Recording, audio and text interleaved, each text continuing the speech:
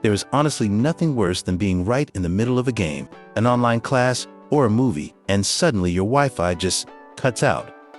Let's try 3 quick things on your PC that usually fix this in under 2 minutes.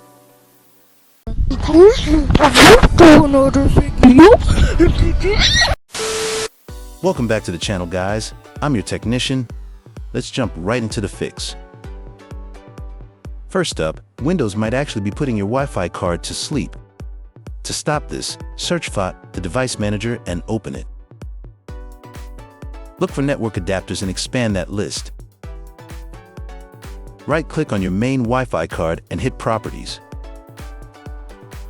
See that Power Management tab at the top. Click it and uncheck the box that says Allow the computer to turn off this device. Hit OK. If you want to know which one is your Wi-Fi configuration driver, click on this tagged video that I am showing you. Now, if that wasn't the issue, your PC's network cache might just be clogged up with bad data. Go to your search bar, type in CMD, and right-click Command Prompt. Make sure to run it as an administrator. Now, just type in ipconfig followed by a space, // and the word fl. Hit Enter. You'll see a message saying it was successful.